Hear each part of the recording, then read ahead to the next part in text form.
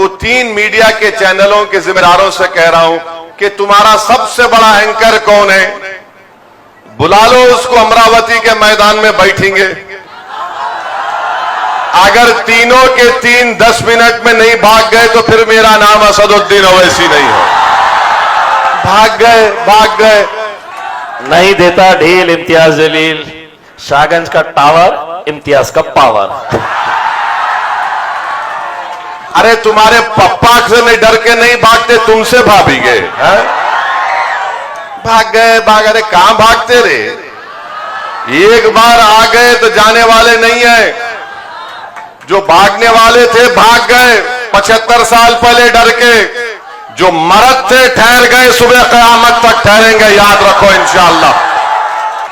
नहीं देता ढील इम्तियाज जलील, शाहगंज का टावर, इम्तियाज का पावर। तो ये बात इम्तियाज जलील साहब ने कही तो ये बेचारा मीडिया के 3 चैनल ये चला दिए कि किसी एक बादशाह के जिंदाबाद के नारे मलकापुर के गयूर नौजवानों ने लगाए।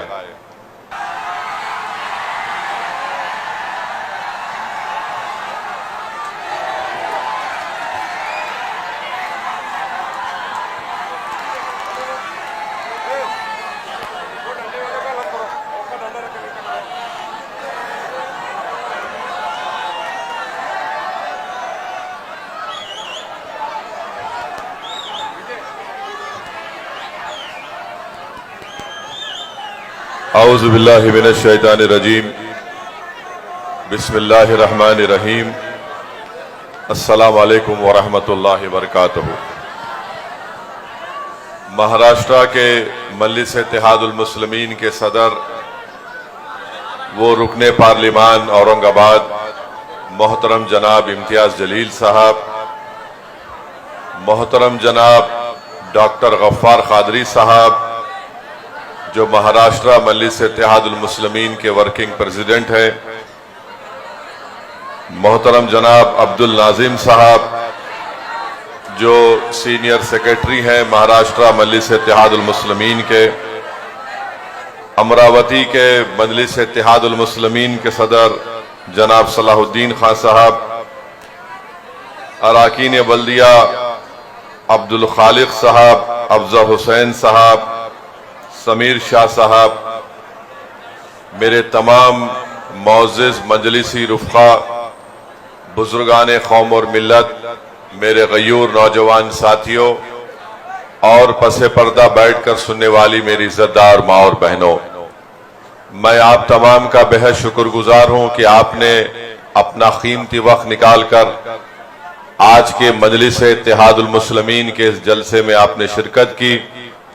और मैं इस बात को मानता हूं कि ये जगह हमारे लिए नाकाफी है, मगर ये इसलिए इंतजाम किया गया क्योंकि बारिश का खदशा था, इसीलिए एक पूरा कवर्ड इंतजाम यहां पर किया गया है। मैं आपका बेहद शुक्रगुजार हूं कि आपने पिछले बल्दिया के इलेक्शन में यहां से आपने मजलिस के 10 अराकीन बल्दिया को अपनी दुआओं से और अपने वोट देकर उनको कामयाब किया। मैं आपका शुक्रिया अदा करता हूं।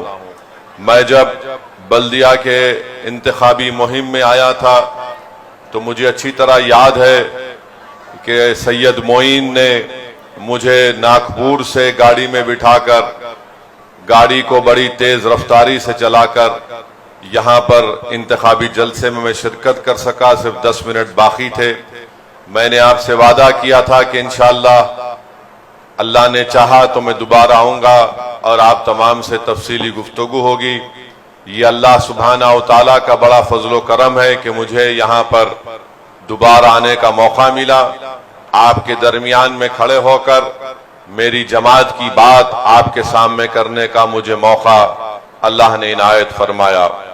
मेरे अजीज दोस्तों और बुजुर्गों, अभी आपने एक वलवलांगेज तकरीर को समाअत फरमाया मोहतरम जनाब इम्तियाज जलील साहब की, और उमूमन इम्तियाज जलील साहब बड़ी नरमी से गुफ्तगू करते हैं।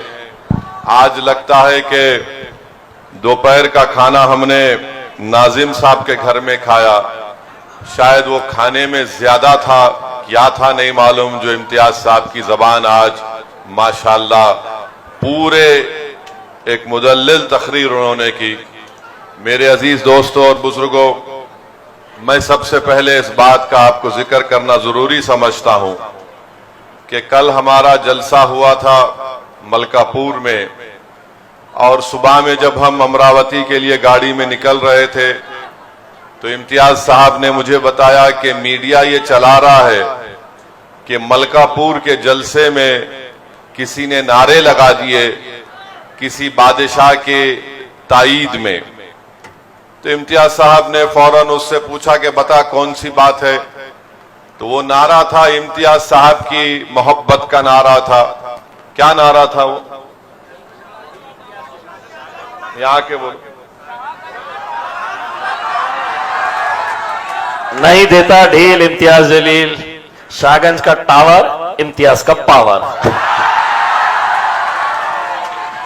तो ये बात इम्तियाज जलील साहब ने कही तो ये बेचारा मीडिया के 3 चैनल ये चला दिए कि किसी एक बादशाह के जिंदाबाद के नारे मलकापुर के गयूर नौजवानों ने लगाए। मैं सबसे पहली बात तो ये कहना चाहूंगा कि एक झूठा इल्जाम है। ये तौहीन करने की कोशिश कर रहे हैं मलकापुर के गयूर नौजवानों की मजलिस से बेलोस वाबस्तगी और मोहब्बत को। और तीसरा मुझे लगता है कि मीडिया के लोग, वो 3 चैनल के लोग पूरे नहीं, अंधे भी हैं, बहरे भी हैं, गूंगे भी हैं।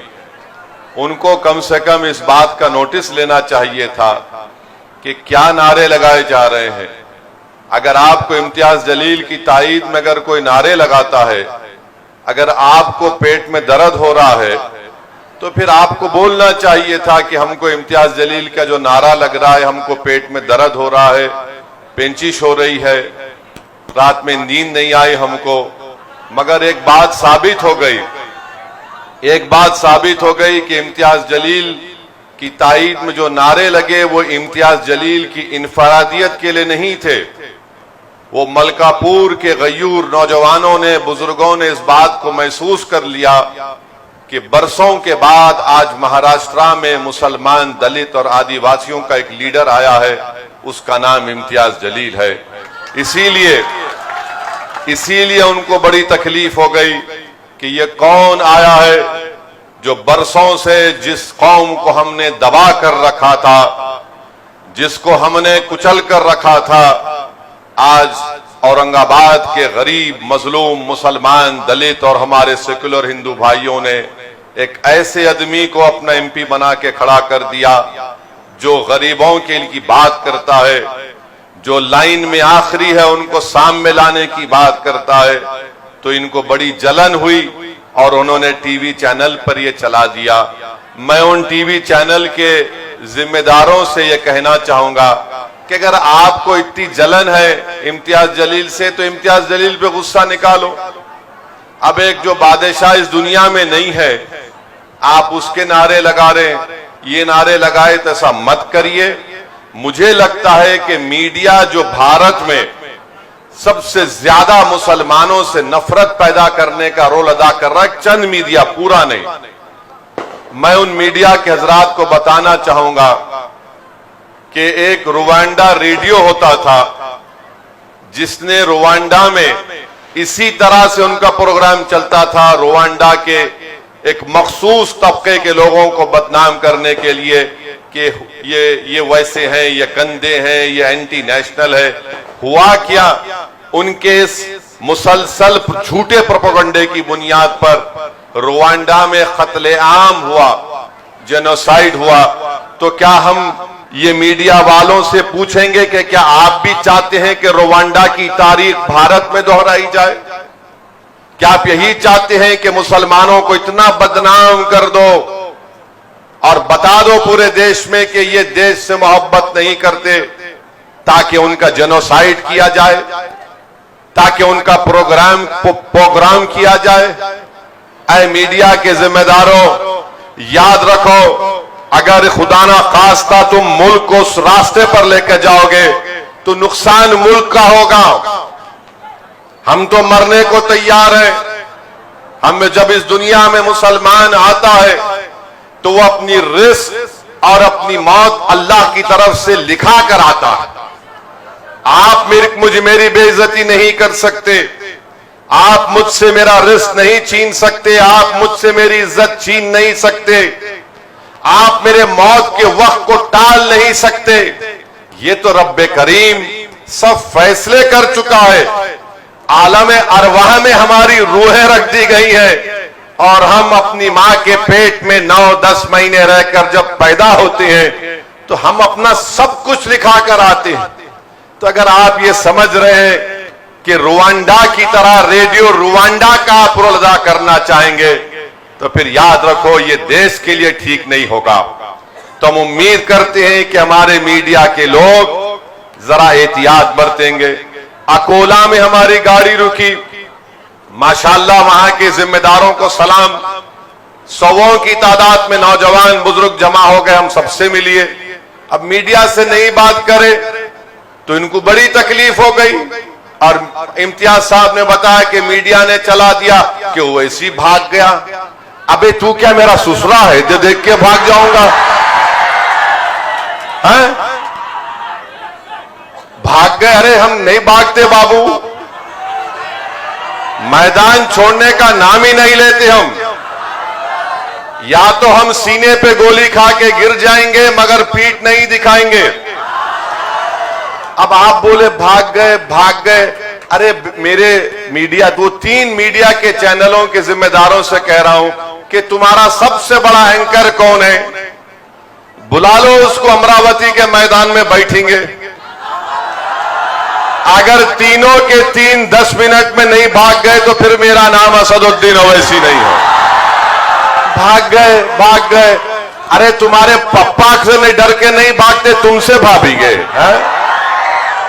भाग गए भाग। अरे कहां भागते रे? एक बार आ गए तो जाने वाले नहीं है। जो भागने वाले थे भाग गए 75 साल पहले डर के। जो मरद थे ठहर गए, सुबह क़यामत तक ठहरेंगे, याद रखो इंशाअल्लाह। तो ये जरा कर्जा बाकी था, उसको अदा कर दिया। दोपहर से बेचैनी हो रही थी। मैं बोला अमरावती में अपनी बात को रखेंगे।